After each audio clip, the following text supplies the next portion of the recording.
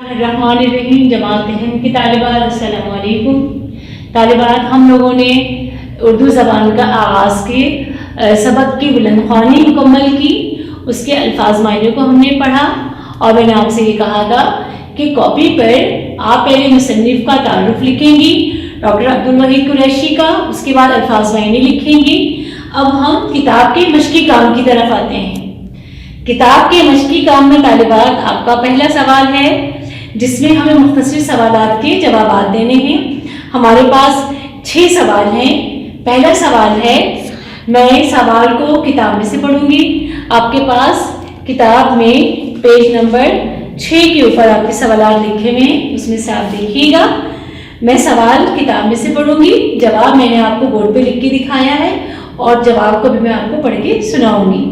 پہلا سوال ہے، مقال مصنف اردو کی ابتدا کہاں سے ہوئی؟ جواب ہے، مقال مصنف اردو زبان کا آغاز پنجاب، سندھ اور سرحد سے ہوا. ان علاقوں نے اردو زبان کا خاکہ تیار کرنے میں اہم کردار ادا کیا ہے. دوسرا سوال دیکھیں طالبات، اردو زبان کی تشکیل میں کن عناصر نے کام لیا؟ جواب ہے، اردو زبان کی تشکیل میں ہند آریائی اور وسط ایشیائی ادبی روایت نے اہم کردار ادا کیا ہے. اردو زبان کے آغاز سے لے کر 1857 تک انہی روایتوں کی آمیزش ملتی ہے. سوال نمبر 3 پڑھیں طالبات، دیکھیں اپنی بک میں. صوفیاء کرام کی تبلیغی سرگرمیوں کے متوازی کس تحریک نے جنم لیا؟ جواب دیکھیں، صوفیاء کرام کی تبلیغی سرگرمیوں کے متوازی بھکتی کی تحریک اور ویدانت کی تعلیمات پھیلنے لگیں. ہندو آبادی میں ویدانتی عقائد کا ظہور ہوا.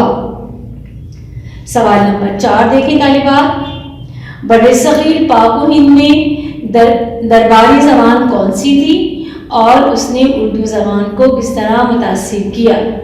دیکھیں طالبات، جواب میں نے آپ کو لکھوایا ہے، بر صغیر میں فارسی درباری زبان تھی. ثقافتی لحاظ سے فارسی کا بول بالا تھا، اس لیے اس کے مقابلے میں کوئی زبان ٹھہر نہیں سکتی تھی. لہٰذا اردو زبان کے ظہور کی سست رفتاری کا ایک سبب یہ بھی بنا. سوال نمبر 5 دیکھیں طالبات، ہندوستان میں مسلمانوں کی آمد کے وقت سماجی زندگی کی حالت کیسی تھی؟ جواب دیکھیں، مسلمانوں کی آمد کے وقت سماجی زندگی کا شیرازہ بکھر چکا تھا. ہندو مت کی احیائی تحریکوں کا آغاز ہو گیا تھا.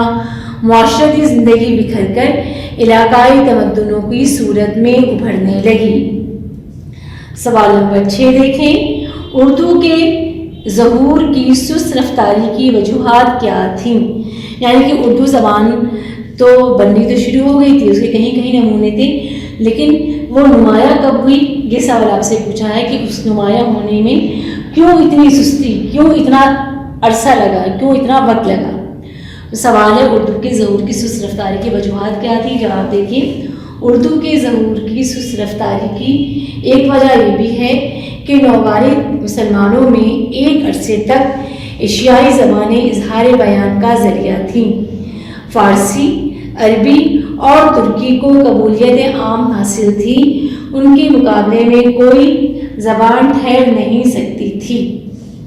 سوال نمبر 7 آخری سوال ہے طالبات، دیکھیں، بابر کے حملے کے بعد ہندوستان میں کون سی لسانی تبدیلیاں وقوع پذیر ہوئیں؟ یعنی زبان میں کیا تبدیلی ہوئی؟ تو جواب دیکھیں، بابری حملے کے بعد ایران سے ادیبوں اور شعراء کا تانتا بن گیا، یعنی بہت زیادہ تعداد میں آنے لگ گئے. دربار میں فارسی کی قدر افزائی نے مقامی زبانوں کو نقصان پہنچایا، اسی لیے اردو زبان سمیت دیگر زبانوں کی مقبولیت میں فرق آ گیا.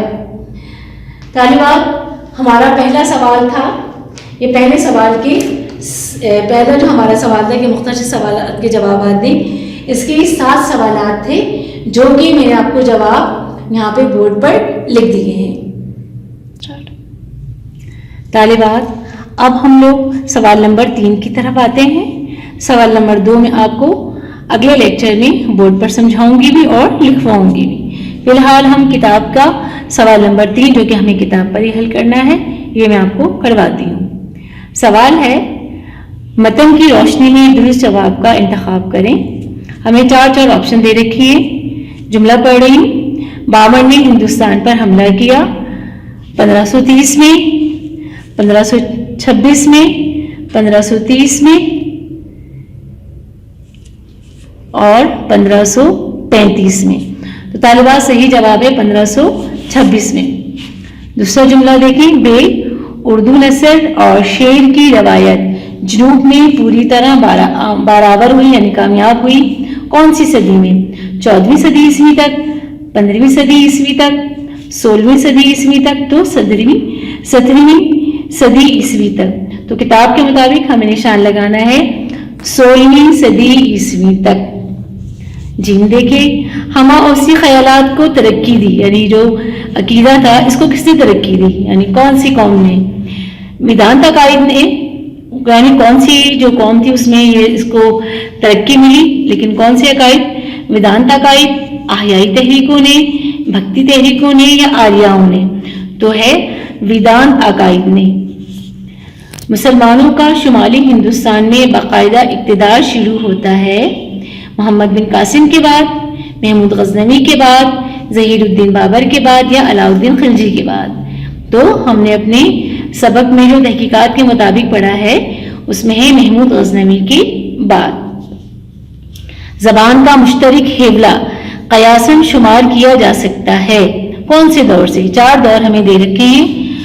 لودھی دور سے، خلجی دور سے، دور غلامہ سے یا تغلق دور سے. تو اس کا صحیح جواب ہے تغلق دور سے. اب طالبات سوال نمبر 4 کی طرف آتے ہیں. متن کی روشنی میں درست اور غلط پر ٹکا دیکھیں. جو درست ہے ہم اس پہ ٹک کا نشان لگائیں گے اور غلط ہے تو ہم اس پہ رونگ کا نشان لگائیں گے. جملہ ہے پہلا.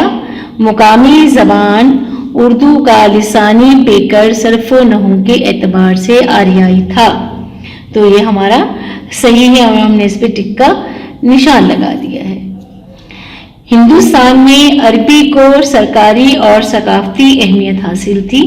یہ طالبات ہمارا رونگ تھا. ہم نے اپنے سبق میں پڑھا ہے کہ ہندوستان میں فارسی کو سرکاری اور ثقافتی اہمیت حاصل تھی. آگے دیکھیں. موجودہ معلومات کی بنا پر اردو ادب کے بیشتر نمونے لکھنؤ سے تعلق رکھتے ہیں. طالبات یہ ہمارا غلط ہے کیونکہ ہم نے جو پڑھا ہے اس میں ہمارا لکھنؤ نہیں بلکہ دکن ہے.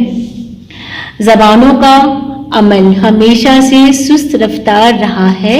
یہ بالکل صحیح بات ہے تو ہم نے اس پہ رائٹ کا نشان لگا دیا ہے. اردو ادب کو صوفیاء کرام نے تصانیف سے مالا مال کیا. یہ بالکل صحیح ہے کیونکہ اردو زبان کے پھیلاؤ میں ترقی میں صوفیاء کرام کا ایک بہت اہم کردار ہے. اسی طرح ان کی تصانیف سے بھی جو ہے وہ اردو ادب جو ہے وہ مالا مال ہے یعنی کہ ان کی بہت ساری تصانیف اردو ادب میں شامل ہے.